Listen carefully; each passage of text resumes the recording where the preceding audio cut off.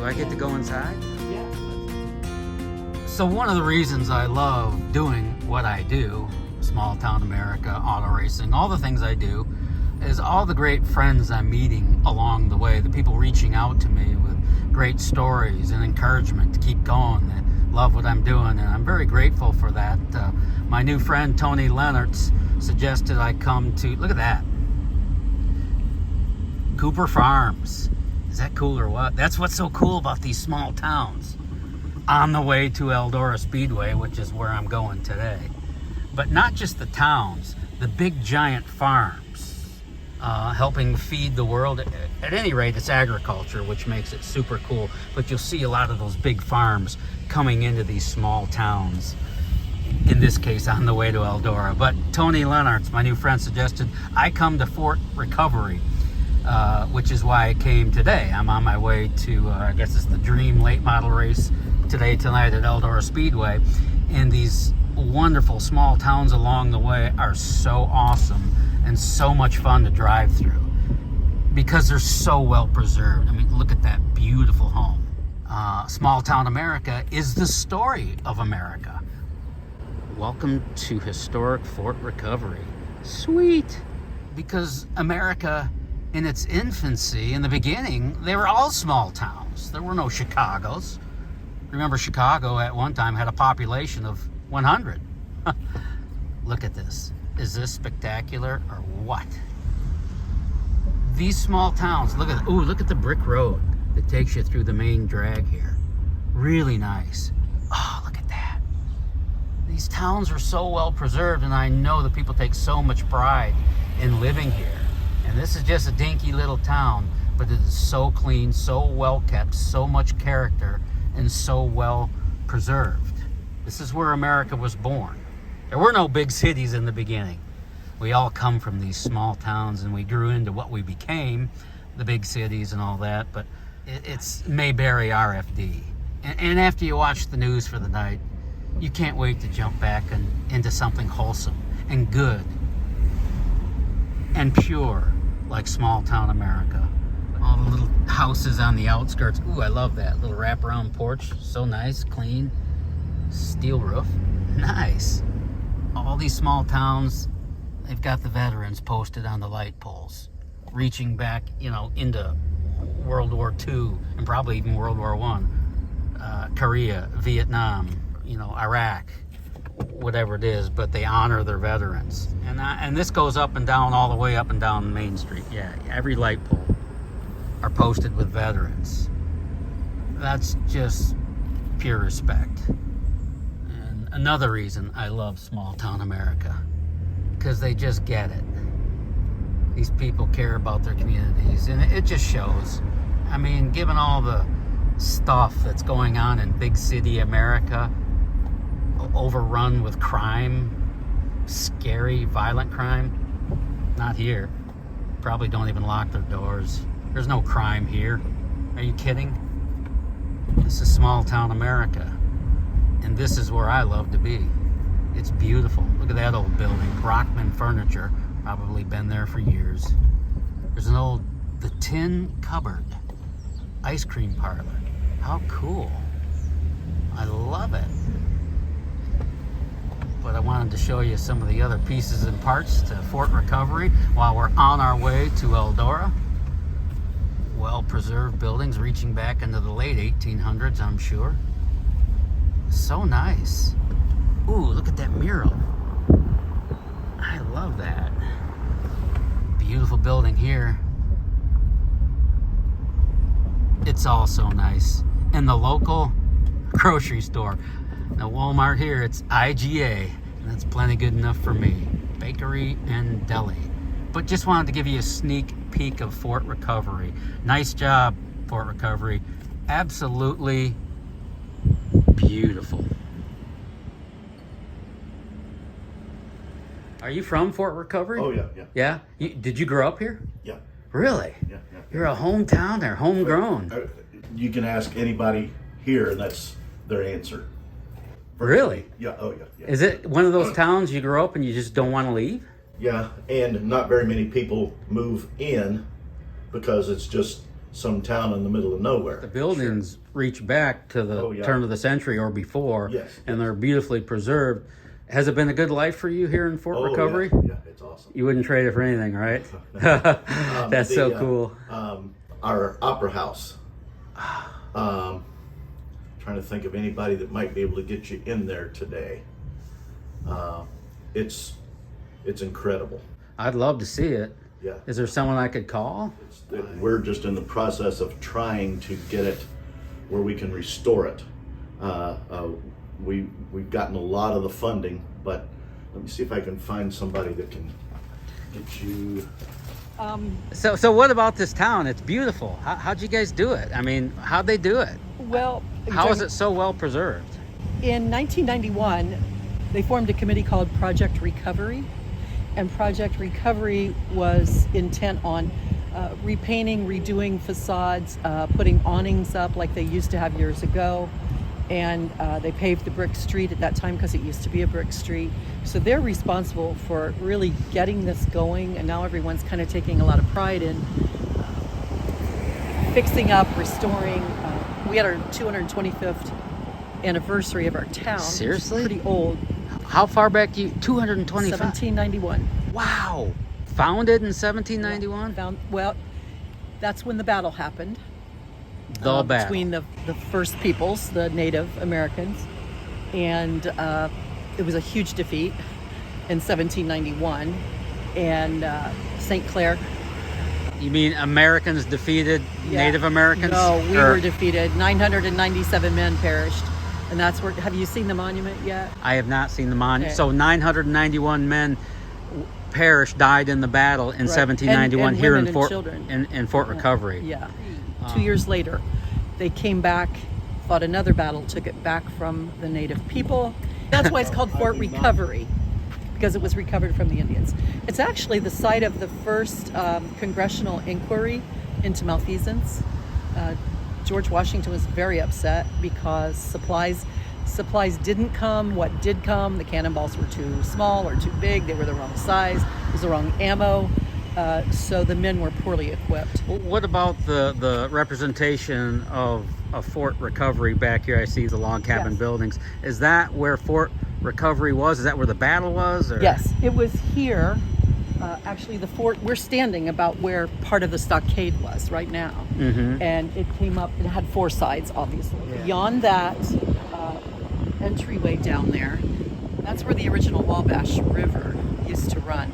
And that's where the battle was fought, down in that area. Are you from Fort Recovery? I was born Wow, here. Yeah. that is so cool. It's so interesting to me. Typically, when someone's born in a small town, they can't wait to go out and conquer the world and get the heck out of here.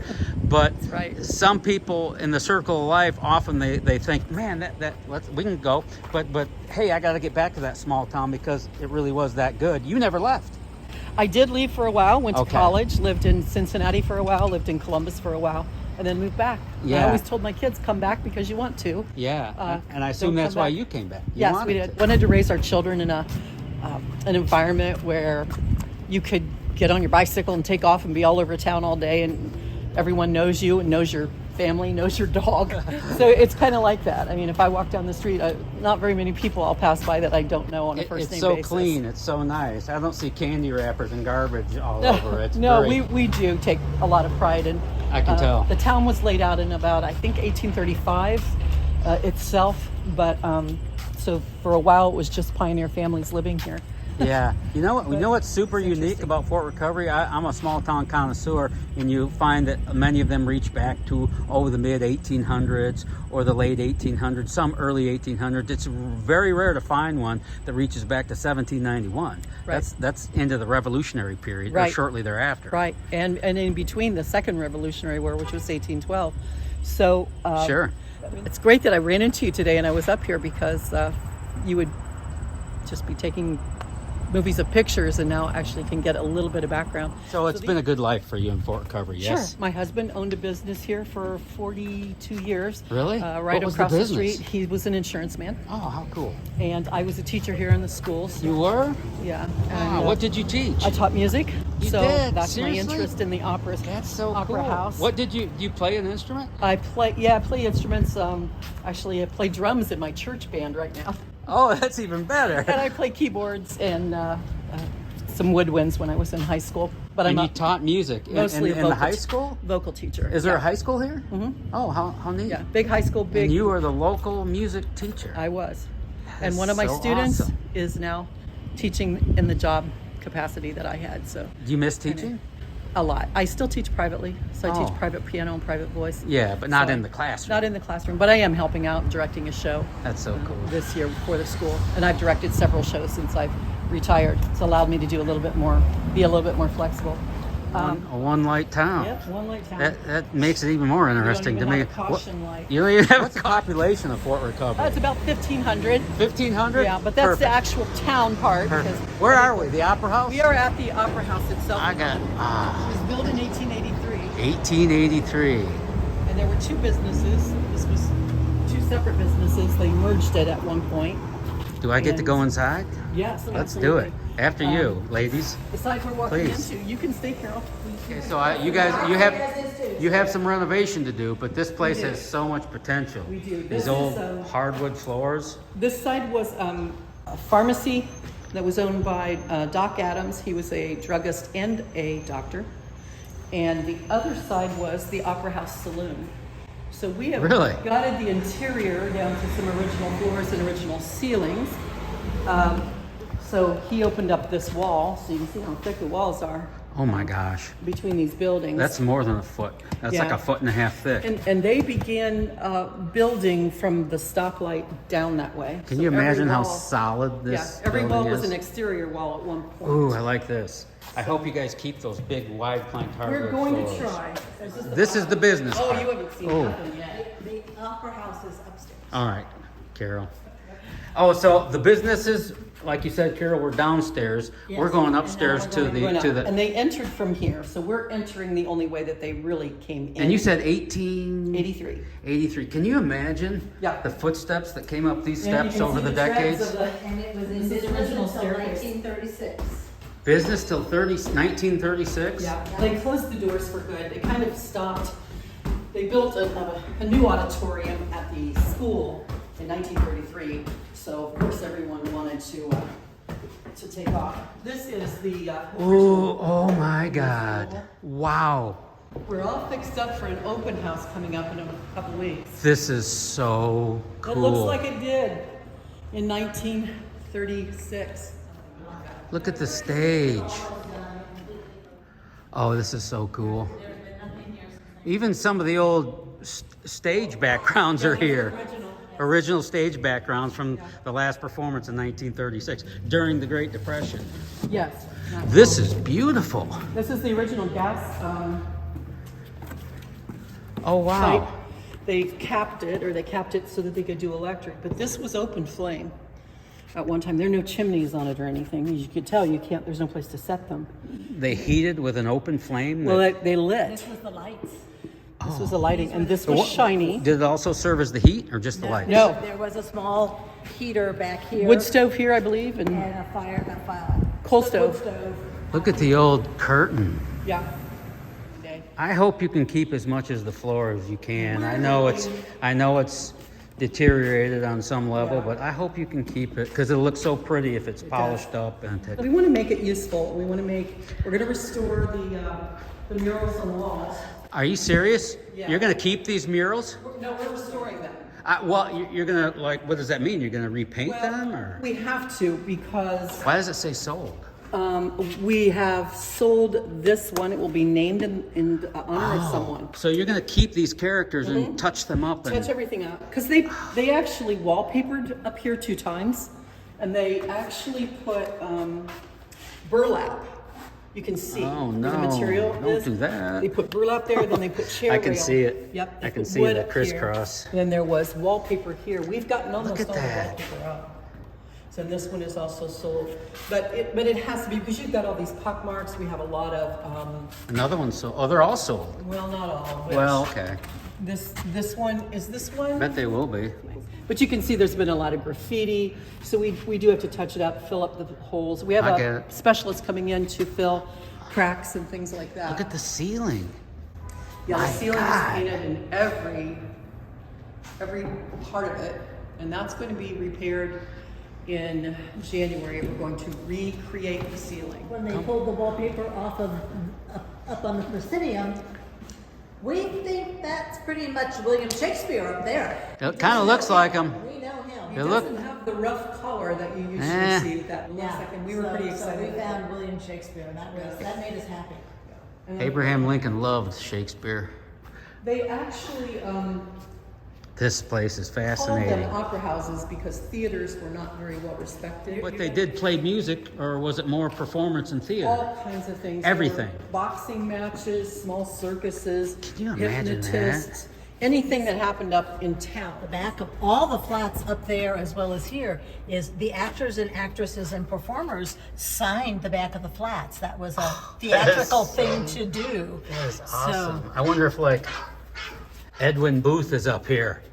John Wilkes Booth. that be- He played in theaters He did. in this area. We I did. know. We've I actually, bet he was here. We've documented all of them. 1896.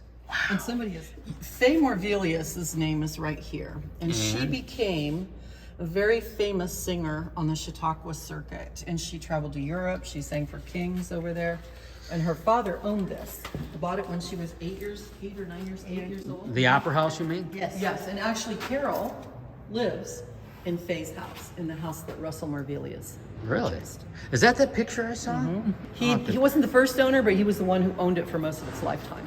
Can you imagine being here for an opera or a live performance in 1890? What Yeah. that would have been like? How exciting it would have been for these. Yes. I mean, Yeah. that was everything entertainment-wise. Right.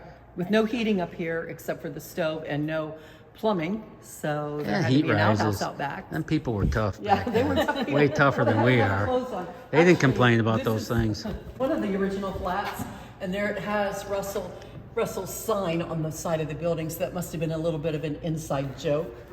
So tell me again real briefly, Faye, how do you pronounce that? Morvilius Okay, so she was the daughter of Russell. of Russell, the Opera House owner, and she was a renowned singer and went off to college to study, and Went all over Europe, went all over the United States singing. Performing. but yet came back to Fort Recovery. Yes. Came back to Fort Recovery in To the house she- 1939. How she grew up in. Yeah, stayed with her mother after her father died in 1939. Lived with her mother until she passed away. And then she stayed in that house until she passed away in 1970. Wow. She was on the board for the library. She was head of the County Red Cross Society. She was on the board of the Historical Society, and she was president of the Business and Professional Women's Club. So she stayed very active in the community. This is a major league restoration process. I'm Yes. rooting for you guys. I hope you get there. It's beautiful. It's worth preserving. What will become of it? What's it going to be? It will be a place to rent for people to have weddings or showers or anniversaries. It'll be a place where we'll do some children's theater. We hope to have some monthly social gatherings here with music. It's wide open. Anything that happened in Fort Recovery, this was the only place to meet. So it will be multi-used, multi-use facility. What's it It's- going to take to restore it? I And mean, about 3.4 million. We've raised over $1.5 million. I'm It's so been 2 impressed. years. This place is really fascinating. It's one of the neatest ones in the United States, and I've seen pictures and What a great small town story. It just has a wonderful. And then this is a rendition that we had a local artist, Jane Dippold, did for us to her kind of vision of what it could look like at some point. So it's a lot of artistic license Well, has been taken. there's some but encouragement for you. There's It encouragement could be there. that cool. Honestly, in its authentic raw form, after you peeled the wallpaper off and uncovered all these wonderful secrets, I love it just as it is. I understand it needs tender, loving care, and you have to refurbish it.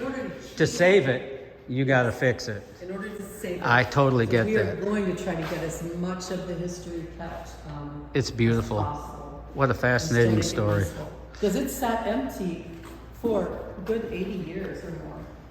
See, what happens to these old buildings is they become apartments and they compartmentalize them and they destroy the integrity of the building, but that never happened here. No, You got lucky. everyone had a lot of respect for this place. And it was used to store stuff, but And Cy Brockman, who owned the building and owned the furniture store, the funeral home, and his sons ran the appliance store and then the furniture store. He always told his sons, do not mess with the Opera House. It is a part of the town. And so we respect Cy for having that vision and not allowing anything to happen to here. They didn't do anything to restore it, but they didn't destroy it either. So I love this town. It's I so love the history beautiful. of this town, and I am so thrilled that I get to live in Faye's house. It's just great. Original ticket booth. original ticket. Well, here's Oh, cool. There was a mural. Tickets They put that window in. for the Opera It's old, House. but it's not original. Look at this. I don't know. I mean, I've It's just enough room to get it done. But if we sell, The old cash register. Wow. But this is the original ticket drawer. drawer that goes right under the counter here. That's so You can see cool. some of It slides right in. Awesome. You know, at one point